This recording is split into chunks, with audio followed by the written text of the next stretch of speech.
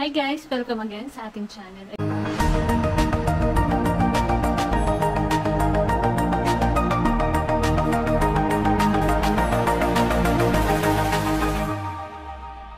may gusto akong i-share sa inyo na grabe.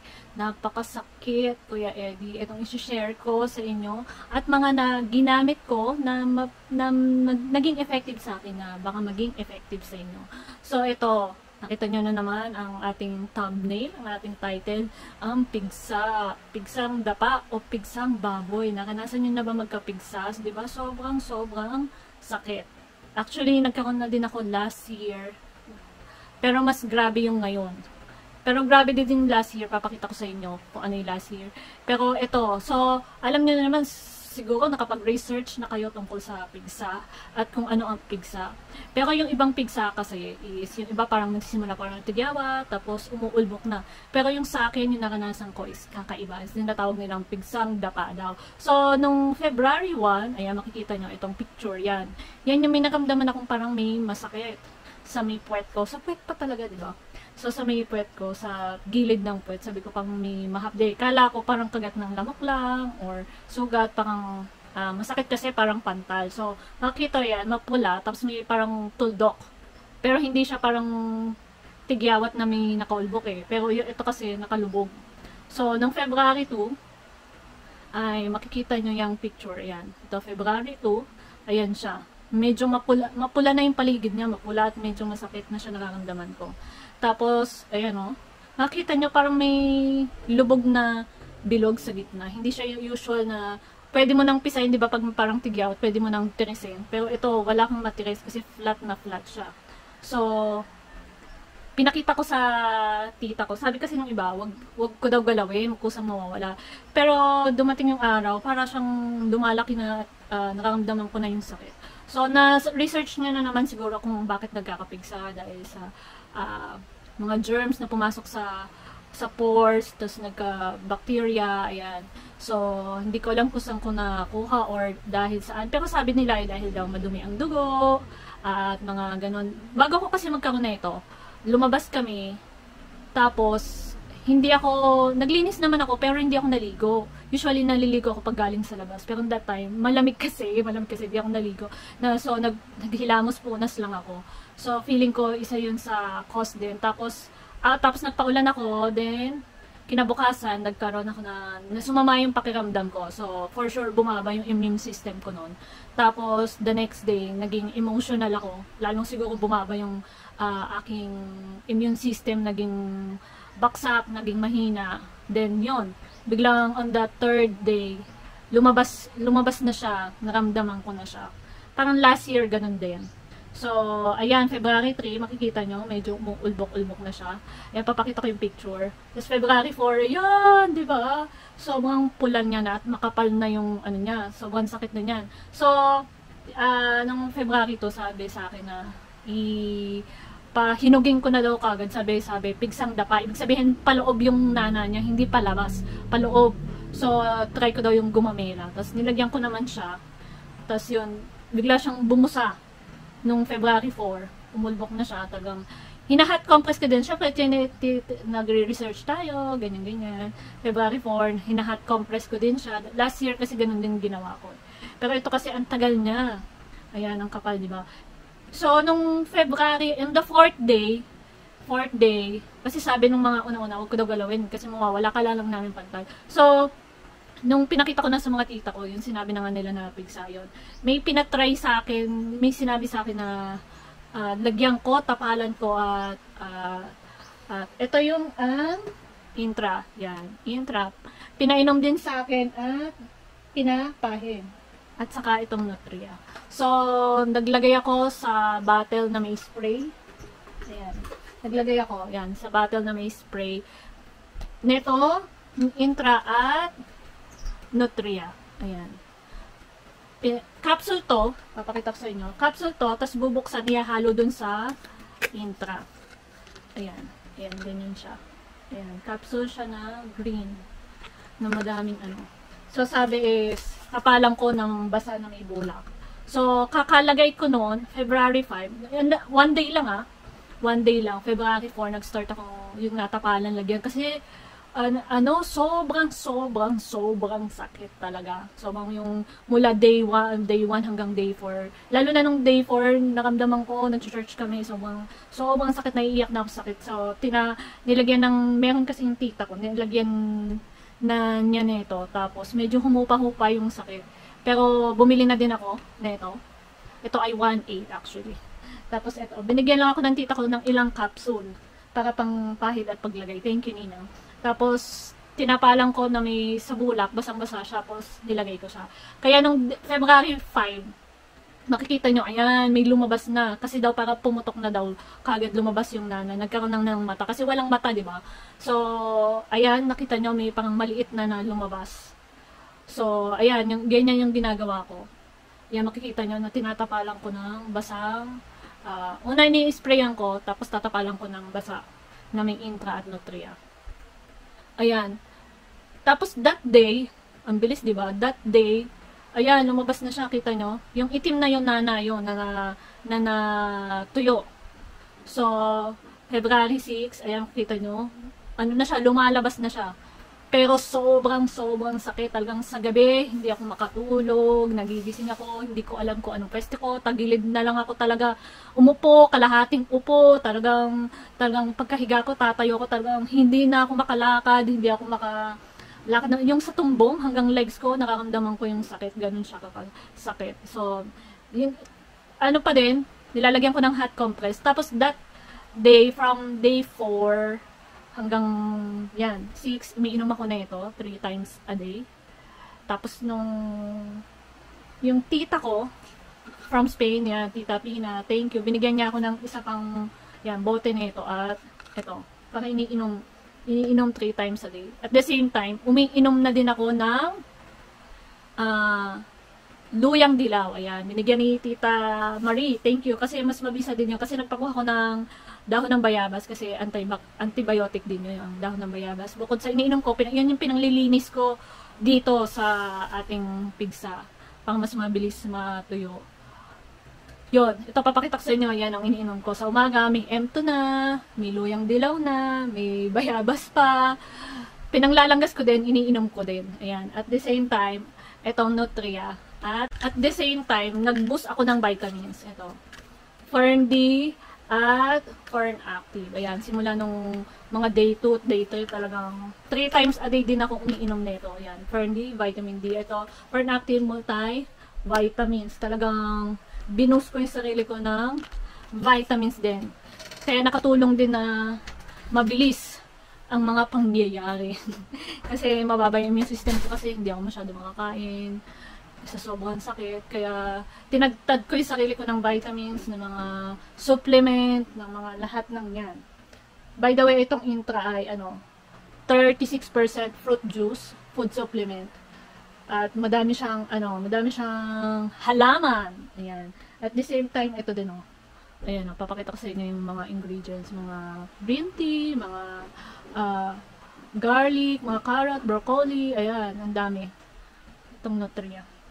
So, February 6, ayan na siya. So, makita nyo, ayan, bukang-buka na siya. Sobrang sakit. Sobrang sakit na yan. Namumula na, namamaga na yung paligid niya. So, ayan na siya pagtuyo, ganyan yung itsura niya. So, yung itim, na to yung nana yun. Kasi sinisip-sip nung Intra, yung nana. Kaya siya ganun. Kaya masakit pa din. Ayan, February 7, makikita nyo, umaga yan. Madalas nagpipicture ako tuwing umaga at pagkalinis ko. So, ayan kita na bumubuka na siya. Actually, malalim na pala yung sa loob. So, February 7, ayan na siya. Kita nyo, lumaki na. So, February 7, pinakita ko na sa pinsan ko. Sabi niya, try niyang linisin. Ayun, medyo piniga niya na. Ayan, February 7. Piniga niya na ng kaunti kasi naglalabasan na siya, madami na siyang nanang lumalabas ng kusa kasi nga dahil sa tulong ng mga lahat ng ginagawa natin, lumalabas na siya. Sabi nga nung isang doktor last year, nagpa-doktor na kasi ako, na parang bulkan niya na sumasabog. So, ayan, tiniris ng pinsan ko, yung pinsan ko si Ruth, ayan, gabi, wala siyang takot sa mga ganyan-ganyan. Last year siya din yung umupera sa akin. Eh. Oh, inopera. Ayan, papakita ko sa inyo yung last year. Ayan, siya talaga yung pumipisil, hindi nandidire sa nana. So, ayan. So, February 8, yan ang itsura niya ng umaga. Nag-decide na kami, sinamahan ako ng pinsan ko, pumunta kami ng RHU. Kasi last year nagpa-RHU din ako eh. Ito makikita nyo. Yung nagpa-RHU ako last year. Ayan, nakita nyo, di ba?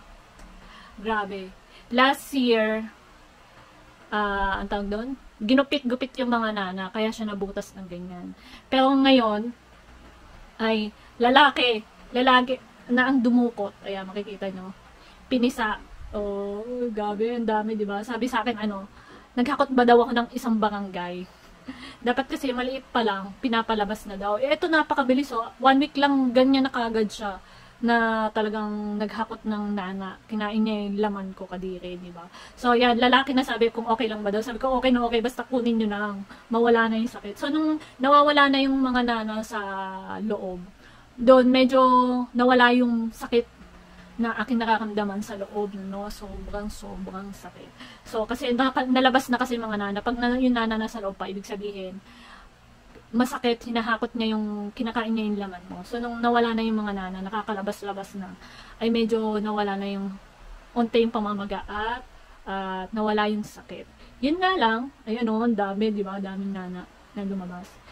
Yun nga lang, ayan, nabutas na ulit siya, katulad last year. Ito yung last year, no?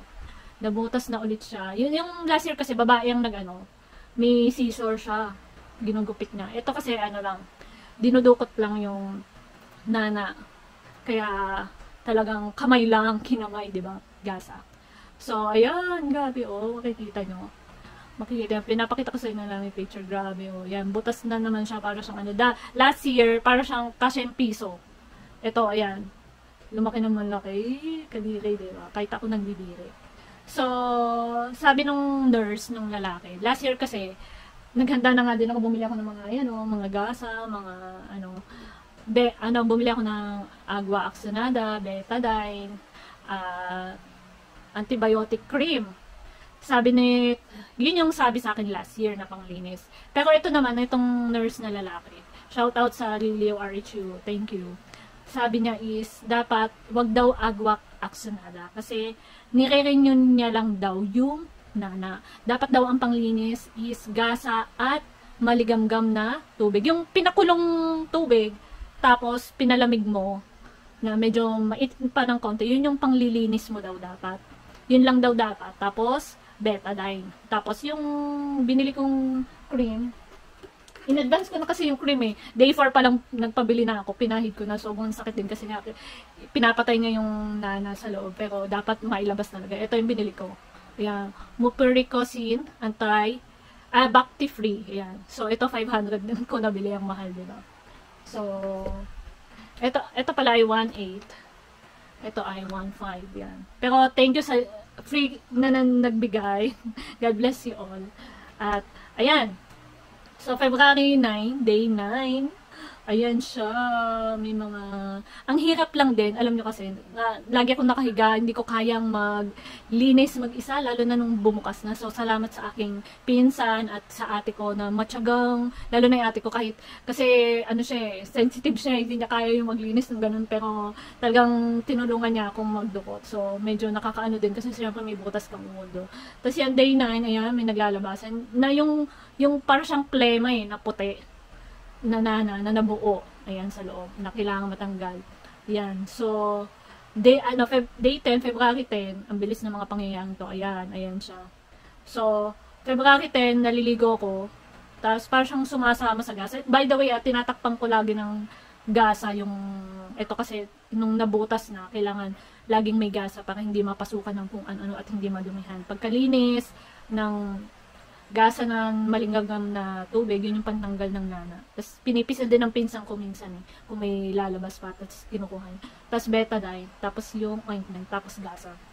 Ganun lagi. Tapos yung February 10, medyo sumasama siya sa gasa. Laging bang 2 to 3 times a day ako nakakapagpalit kasi naglalabasan yung mga iyaw nana. Yan. Tinanggal ko. natanggal. Yan na yung ano, yung kahapon, 'di ba? Nakita niyo na may mga parang puti-puti na yellowish na buo-buo. Yan, natanggal siya ng kusa siyang natanggal na gano'n, sumama. Yan. Nung nilinis ko, ayan na. Grabe, no? Day 11, ayan na siya. February 11. Nung nagpa-doktor ako sa RHO, syempre niresetahan ako ng antibiotic 3 times a day. So, sobrang mahal niya. Sobra talaga. Yung 21 pieces, umabot siya ng 1-2. Ganun siya kamahal. Kaya, kailangan daw, maliit pa lang, dapat daw pinacheck ko na. Kasi dahil sa loob yung nana, dapat sa loob ako nagpapagaling. Kaya dapat nung umpisa pa lang, ay pa-check na ako at uminom ng antibiotic para hindi na lumala sa loob, hindi na kumalat pa yung nana sa loob. Kaya 7 days ako antibiotic simula ng February 8. Yan, yung intra, vitamins, M2, yan. So, ayan o, February 11, nililinisan ako ng pinsang ko kasi hindi ko kita kasi kaya hindi ko malinisan. So, ayan o, ang tiyaga niya, thank you ni, ayan o, yung mga talagang tinatsaga niya akong linisan. So, February 12, ayan na siya, medyo malinis-linis na nawawala na yung mga nana. So, sugat na siya. Ayan, February 13, may lumuluha-luha, sabi mga luha daw na nana na kailangan linisin. Ayan, thank you pa din sa pinsan ko na naglilinis at kay ate. Ayan, February 13, ayan na siya, laki! Diba, February 14, Valentine, meron tayong pusong butas. Butas, diba? Ayan siya. So, kaya lumalabas ako may gasa, pero tuloy pa din ang buhay. Ayan, February 15, kahit lumalabas ako, ganyan siya. Ayan. February 15. Nasa labas ako, nagsuswimming sila. Ako hindi makapag-swimming kasi dahil dyan sa butas. So sad, hindi ako makaswimming. So, February 16, ayan. Kahit nasa resort kami, nasa isang resort kami, ayan, nililinisan ako ni ate ng sugat. Thank you, ate Odi. Ayan. Bukas ang ating puwet, naglilinisan. Ayan siya. February 16. So, nung February 4, 18, ayan na siya. Ganyan pa din siya. Para siyang sariwa pa din. 1 week siyang ganyan. So, nung February 18, pumunta kami sa tita namin, kay Tita Seni, kila Jo. May dineliver yung pinsan ko doon. Tapos, ayun, naikwento nga tong aking pigsa na nasugat. May binigay yung tita ko, si Tita Seni, na pang spray. Kasi sugat na siya eh. Wala na siyang halos nana. So, sugat na siya na bukas na kailangan mag-close. May shinare siya sa akin ito. High Cleans Wood Spray. So, ito daw yung ganun din. Pag naliligo pala ako, naglalanggas ako ng bayabas. Dahon ng bayabas. Tuwing naliligo ako nun, binubuhusan ko nun. Tapos saka ako lilinisin yung sugat. So, after kong ng bayabas, sinasabay ko sa pagligo ko. Ito yung sabi niya, i-spray ko daw to. So, after ko linisin ng maligamgam na tubig, warm water, ini-spray ko to. Pinalit ko sa Betadine. Sabi, para hindi magkagulo-gulo ang daming pinapahid. So, kaya nung February 18, February 18 ng gabi, i-start ko lang lagyan. Kinabukasan, February 19, ito na yung itsura niya. Ang bilis, di ba? Para siyang nag-drive. Tinan mo, February 18, ito yung picture. Papakita ko ulit sa inyo. In-sprayan ko nung gabi, kasi gabi na kami umuwi, syempre. Nung in-sprayan ko ng gabi, kinabukasan, ito na itsura niya. February 19, no? Ang bilis, di ba? Nag-dry yung paligid niya kagad. So, kaya February 20, ayan na siya. So, ang lagi ko lang ginagawa is yun nga, naglalanggas ako ng dahon ng bayabas. Tuwing umaga, naglalanggas ako ng dahon ng bayabas. Sinasabay ko sa pagligo ko. Tapos, lilinisan ko ng gasa na sa warm water. Yun yung panglinis ko. Tapos, ina-sprayan ko na itong High Cleans. Pinalit ko sa Betadine. Tapos, itong ointment. Tapos, tatapalan ko ng gasa.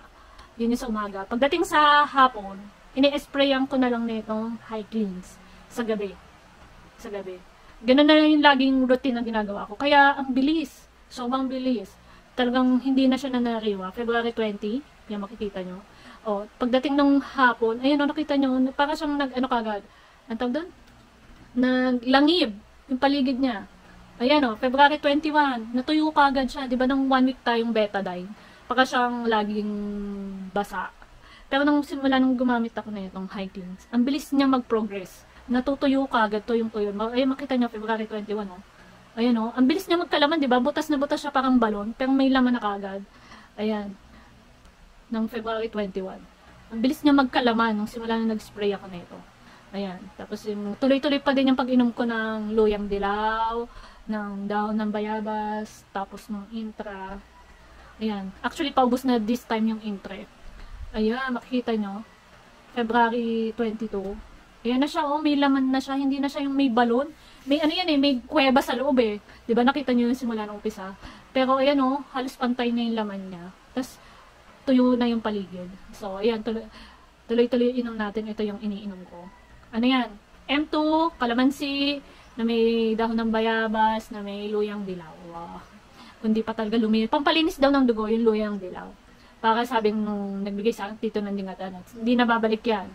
Sabi ni Tita Maril, ano daw yan eh, pigsang baboy na hindi na yung nagpapalipat-lipat daw.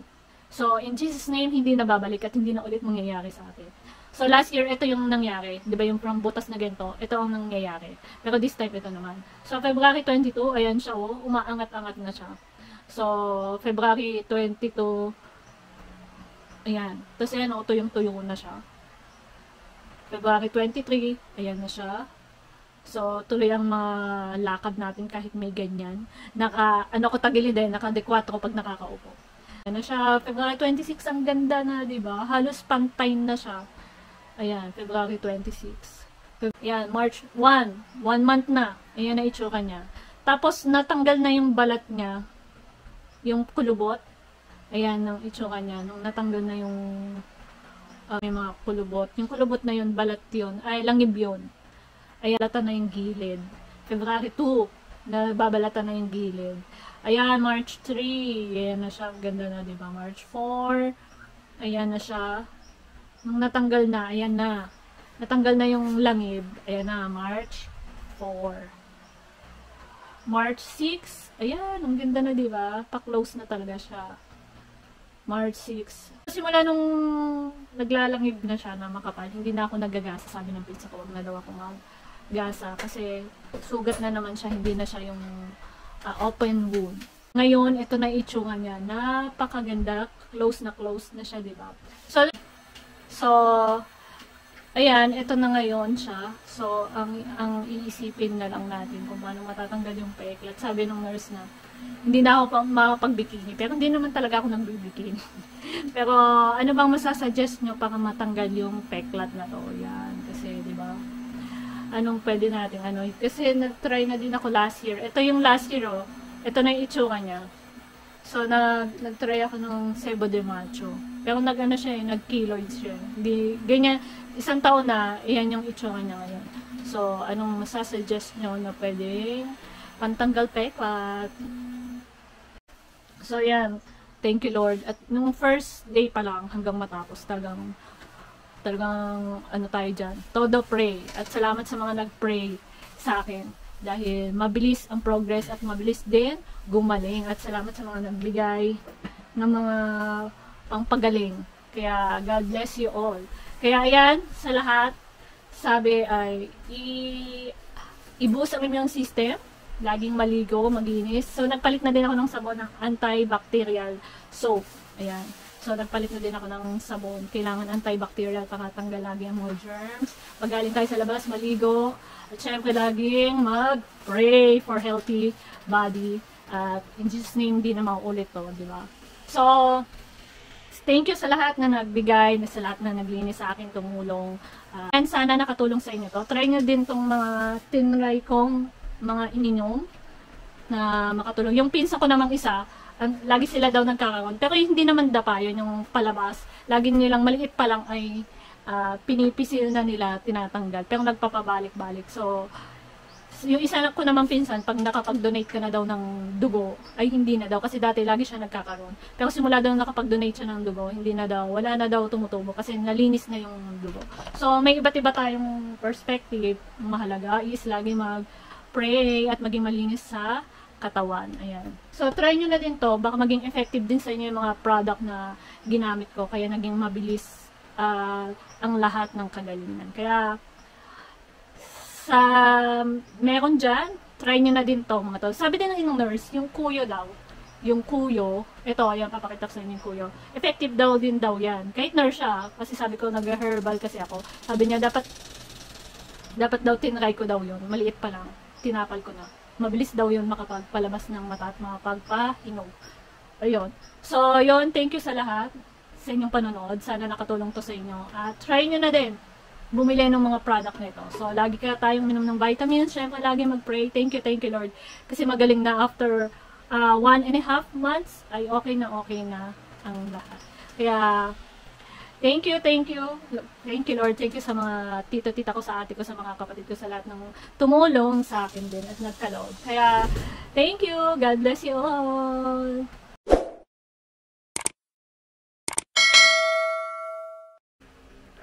Bumili pala ako sa Shopee na ito. Kasi ang tina lang yung nabigay ni tita na tinanong tito ko. So, bumili ako sa Shopee na ito na $2.89 sa pang pinaka-doktor. Lalagay ko yung link dito sa baba. Pinaka-doktor na store para legit, diba? Bumili ako na ito. Siyempre, ginamit na free shipping at coins. Kaya nabili ko na lang siya ng less. Parang 230 na lang yata. So, $2.89 sa mga drugstore. Sa ibang drugstore, mga 300 plus daw to. So, try nyo na din to. Lalo sa mga pag may nakita ko may sugat, in-sprayan ko na ito. Ang bilis na tutuyo.